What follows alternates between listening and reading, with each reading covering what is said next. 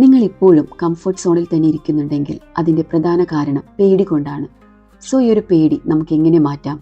Hi my dear action takers, I hope you all are doing great. Growth related videos ആണ് ഞാനിവിടെ post ചെയ്യുന്നത്. So if you are new here, please subscribe my channel. ഒരു growth mindset ഉള്ള കമ്മ്യൂണിറ്റിയെ build ചെയ്യുക എന്നുള്ളതാണ് എൻ്റെ purpose. So നിങ്ങൾക്ക് ഈ ഒരു ഗ്രോത്ത് മൈൻഡ് സെറ്റ് ഉള്ള ഒരു കമ്മ്യൂണിറ്റിയുടെ ഭാഗമാകാൻ താല്പര്യമുണ്ടെങ്കിൽ please join through the link in the description. So let's get started. കഴിഞ്ഞ വീഡിയോയിൽ ആളുകൾ കംഫർട്ട് സോണിൽ തന്നെ ഇരിക്കുന്നതിൻ്റെ 3 പ്രധാന കാരണങ്ങൾ പറഞ്ഞിരുന്നു.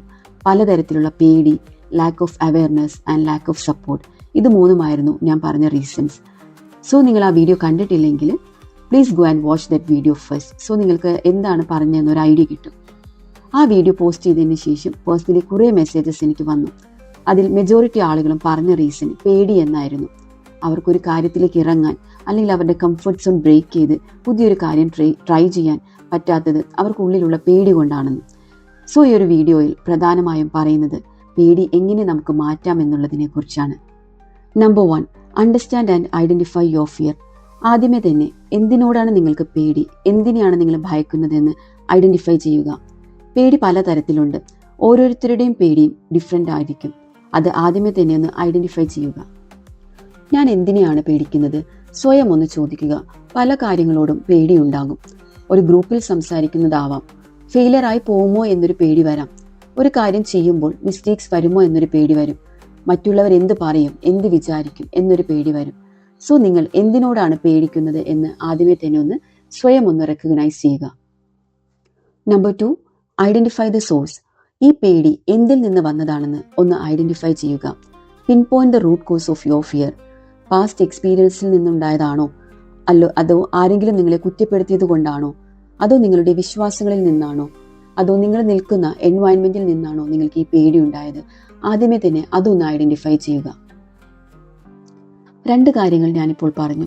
ആദ്യമേ തന്നെ എന്തിനോടാണ് നിങ്ങളുടെ പേടി എന്ന് ഒന്ന് ഐഡന്റിഫൈ ചെയ്യുക. അത് കഴിഞ്ഞ് ഈ പേടി എന്തിൽ നിന്നാണ് ഉണ്ടായതെന്ന് അറിയാൻ ശ്രമിക്കുക. Number 3, face your fears gradually.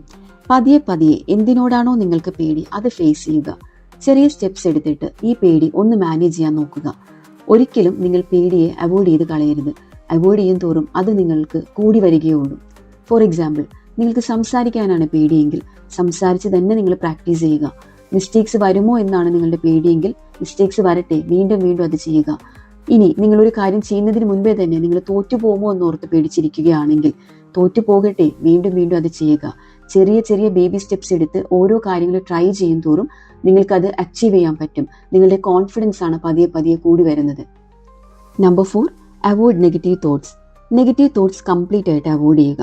നിങ്ങളെ കൊണ്ട് എന്തും പോസിബിൾ ആവുമെന്ന് വിശ്വസിച്ച് തുടങ്ങുക.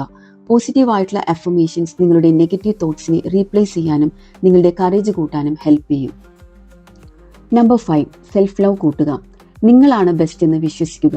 അങ്ങനെ വിശ്വസിക്കാൻ നിങ്ങൾക്ക് കഴിഞ്ഞാൽ മറ്റുള്ളവർ എന്ത് കരുതുമെന്നുള്ള പേടി തന്നെ മാറും. നിങ്ങളുടെ ചെറിയ വിജയങ്ങളും സെലിബ്രേറ്റ് ചെയ്യുക. നിങ്ങളെ സപ്പോർട്ട് ചെയ്യുന്ന ഫ്രണ്ട്സുമായിട്ട് കണക്റ്റഡ് ആയിരിക്കാൻ ശ്രമിക്കുക. ഇത് നിങ്ങളുടെ പേടിയും ആൻസൈറ്റിയും കുറയ്ക്കും. സോ ഈ ഒരു വീഡിയോയിലൂടെ എങ്ങനെ പേടി മാറ്റാം എന്നതിനെക്കുറിച്ചാണ് ഞാൻ പറയാൻ ആഗ്രഹിച്ചത്. സോ ആദ്യമേ തന്നെ എന്തിനോടാണ് നിങ്ങളുടെ പേടിയെന്ന് നിങ്ങൾ കണ്ടുപിടിക്കുക. പിന്നെ ഈ പേടി എന്തിൽ നിന്നുണ്ടായതാണെന്ന് ഒന്ന് ഐഡന്റിഫൈ ചെയ്യുക. പതിയെ ഈ പേടി നിങ്ങൾ ഓരോന്നും നിങ്ങൾ ചെയ്ത് തന്നെ നോക്കുക. എന്തിനോടാണോ പേടി അത് നിങ്ങൾ വീണ്ടും ചെയ്യുക.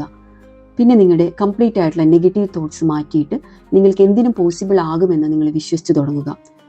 ഫൈനലി നിങ്ങൾ നിങ്ങളുടെ സെൽഫ് ലവ് കൂട്ടുക. മറ്റുള്ളവരെക്കാൾ കൂടുതൽ നിങ്ങൾ തന്നെ നിങ്ങൾക്ക് പ്രയോറിറ്റി കൊടുക്കുക. ഇത് നിങ്ങൾക്ക് എന്തും ചെയ്യാനുള്ള ഒരു കറേജ് ഉള്ളിൽ നിന്ന് ഉണ്ടാക്കി തരും. ഈ ഒരു വീഡിയോ നിങ്ങൾക്ക് ഹെൽപ്ഫുൾ ആയി തോന്നിയിട്ടുണ്ടെങ്കിൽ ജസ്റ്റ് കമൻറ്റ് ബിലോ. നിങ്ങളുടെ ഓരോ കമൻറ്റും മറ്റുള്ളവരുടെ ഗ്രോത്തിനെ ഹെൽപ്പ് ചെയ്യട്ടെ. So stay tune four yet another video. ഇങ്ങനെയൊക്കെ നടന്നാൽ മതിയോ? ലൈഫ് ഒന്ന് ചേഞ്ച് ചെയ്യണ്ടേ?